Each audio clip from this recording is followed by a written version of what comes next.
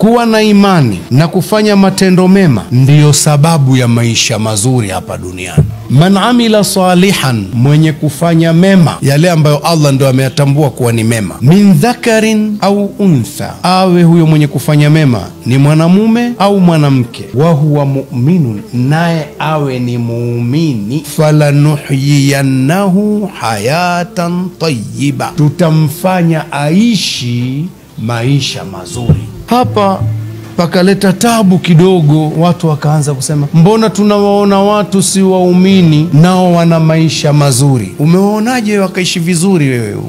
Kwa vipimo gani ulivyovipima? Wana hela nyingi. Mbona amejipiga risasi amekufa? Manake alikuwa haishi vizuri. Mbona yuko tayari kuua mtu mwingine aongeze hela? Manake ni kwamba pale alipo bado hana maisha mazuri. Mbona ana chuki na watu wengine? Kwa hiyo si pesa ndio zitamfanya mtu aishi vizuri, wala si nguvu. Ana nguvu nyingi, kwa hiyo anaishi vizuri. Amerika ni dola, ina nguvu kweli, lakini viongozi wake wote hawana raha. Hivi sasa hivi Amerika ina haha kwa mtu mmoja tu, kijana mdogo tu, Ibrahim Traore wa Burkina Faso. Nguvu zote mlizo nazo mnachanganywa na huyu mtu. Nini?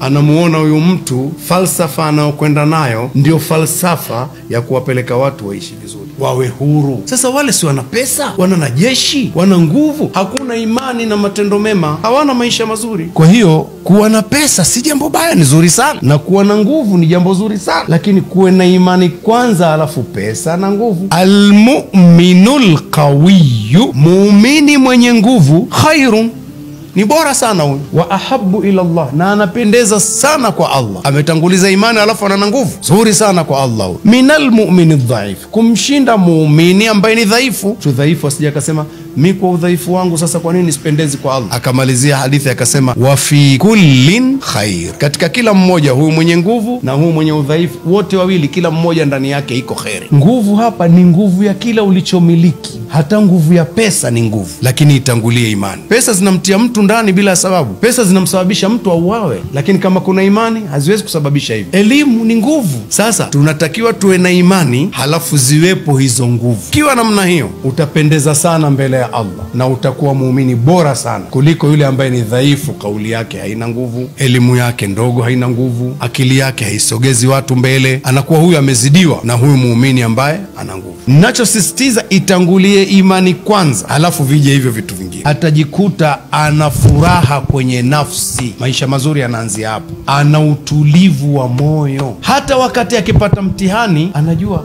ni majaribio ya muda. Hebu fikiria hapo ulipo kwanza. Mungu tangu huko alikokutoa, huko ulikokuwa mdogo mpaka hapa ulipo, huoni kama wewe unachungwa hivi? Hakuna yoyote mazuri aliyokupitia wewe ambayo kuna ugumu nyuma, alafu umefika pahali pazuri. Ukisahau huu uzuri ulionao sasa hivi, basi utajiona unaonewa siku zote, wakati kumbe una mazuri chungu mzima wewe. Hivi mkimwona Sheikh Kombo amekaa hapa, mnaweza mkafikiri kwenye akili yenu siku moja kwamba aliwahi kuchunga ng'ombe? Hakuna atakayewazia hata siku moja kwamba huyu bwana siku moja aliwahi kuchunga ng'ombe.